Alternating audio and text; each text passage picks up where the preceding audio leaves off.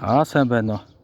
За өнөөдөр би та бүхэнд нэг дата анализ өвдгийн шинжилгээ ухаан гэдгийг тийм ээ халдвар төвчин дээр жишээ олгоод яриа тийм ээ.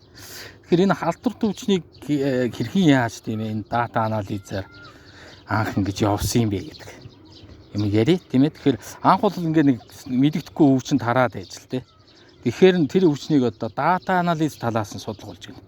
Жишээлбэл тийм ээ тэр өвдсөн хүмүүс өвдгийн өмнөх хийжсэн үйлдэлүүд, өвчний дараах үйлдэлүүдийг ингээд хоёр баганд ингээ хуваагаад жагсаая гэж бодоход жишээлбэл шүдэ угаадаг байсан гэдэг асуултанд тодорхой дооны хүмүүс тийм гэж тийм ээ. Тэгээд тодорхой өвчнийхөө дараа ч гэсэн энэ хамаарлууд нь тийм ээ харилцан хамаарлууд нь хэд байсан байна. Тийм ээ энийг ингээд өвчний дараач өвчний өмнөх ч энэ хүмүүсийнх нь одоо тийм ээ тоонуудыг ингээд таблиц маркаар ингээд бичдэг байх нэ. Тэгэхээр ингээд аяг угаах ч гэдэм. Аяг угаах гэдэг үйлдэл одоо жишээлбэл шүд угаах гэдэг үйлдэлтэй хамаарахад ингээд нэг одоо хідэн тэрбум хүн ч гэдэм үү тийм ээ. Эсвэл одоо хэдэн сая хүн дотроос нэг тодорхой тоо ч гэдэм үү тийм ээ. Байдсан байна гэдэг ингээд бичих нь бай тийм ээ. Тэгээ дараа нь жишээл баруун хөл дээр босдог ч гэдэм өглөө босоод тийм ээ. Тэгэхэд нэг тийм хүн өвчнийхөө дараагаар одоо тийм ээ эхлээд шүдэ угаадаг ч гэдэм үү. Тийм болсон байг гэх юм бол тийм ээ. Одоо энэ хүмүүсийн хамаарлыг ингээд бас ийм янз бүрийн ийм тоогоор ингээд таблицэн дээр ингээд бичээд явах нэ. Тэгээд энэ удаагийн үйлдэл нь болохоор тийм ээ жишээл мөнгө дамжуулдаг гэж ажил хийдэг ч гэдэм үү. Тиймэрхүү үйлдэл хийдэг бол тийм ээ. Тийм хүмүүс өглөө босоод өвчнийхөө дараа шүдэ угаадаг нь хэд байж мэт гэдэм үү. Гих мэтлэнгээр эдгээр хамаарлууд ингээд тоо болгоод ингээд явдаг байх нэ. За тэгээд энэ олон тооноос статистик янз бүрийн боловсруулалт хийж энэ одоо үйлдэлүүд нь хоорондоо ямар нэгэн хамаарал байна тийм ээ. Энэ хамаарлууд дотор өвдөж байгаа хүн өвдөхийн өмнөх хийжсэн тэр үйлдэлүүд, өвдсний дараах үйлдэлүүд эднэрийн хоорондох тийм ээ энэ тоонууд нь яг бидний одоо энэ халдвар төвчөнтэй яаж холбогддог юм бэ гэдэг. Ийм зүйлийг математикчид энэ том таблицыг ингээд анализ хийгээд тийм масар их бодсны үзэн дээр за нэг иймэрхүү байдалтай байд юм байна гэж тийм ээ. Энэ үйлдэл тэгшдэглийг болохоор халдвар даргалтын тэгшдэл гэж ийм томьёог энд байсан энэ тоон анализыг хийсний үндсэн дээр ингэж томьёо гаргаж ирж байгаа. За тэгээд анх удаага энэ магадлал ороод ирсэн тийм ээ. Магадлалын элементүүд лямбда ч гэдэм үү, мю ч гэдэм үү, гамма ч гэдэм иймэрхүү элементүүд ороод ирсэн ийм тэгшдэглийг гаргаж ирдэг байх нэ.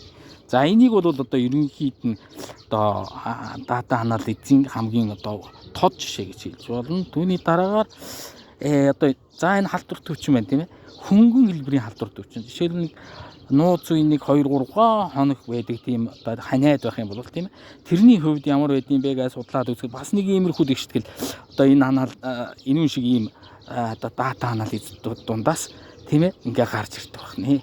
За тэгээ бид нар энийг ингээд мэдснийхаа дараагаар яадаг вэ гэхээр амьдрал дээр тийм ээ одоо нөгөө нэг өвдөж байгаа хүний тоо тийм ээ цаг хугацаанаас хэрхэн яаж хамаардаг вэ гэдгийг одоо бид нар чинь ковид үеэр л ингээл өдөр болгон хардаг байлаа шүү дээ. Тэр үн шиг одоо яг л ингээд энэ үзэгдлүүдийг тийм ээ энэ тэгшдэглээр илэрхийлэгдсэн үзэгдэл энэ тэгшдэглээр илэрхийлэгдсэн үзэгдлүүд маань нэг иймэрхүү байдлаар тийм ээ ингэж хувирж ингэж явдаг байх нэ гэдгийг судалж ингэж гаргаж ирж байгааг нь болохоор энэ тэгшдэглийн зөвхөн шийд гэж хэлж болох.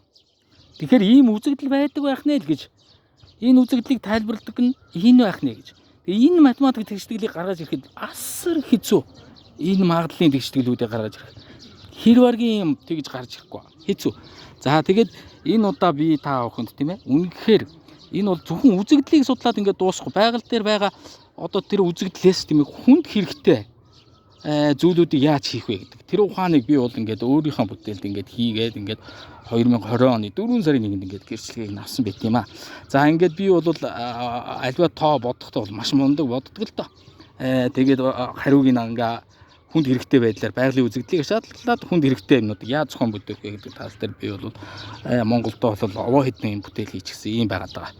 За тэгээд эцэст нь нэг инээдэнтэй юм ярий. Би Монгол Улсын их сургуулийн одоо электроникийн ангид багш авжин гэхээр анкет бичээд очиод өгсөн чинь хариу ирэхгүй 7 хоног хонжоод хариу нь юу гэж ирсэн гэж бодно. Нэг хүн ганцхан энэ шалгаруултанд орсон учраас таныг ажил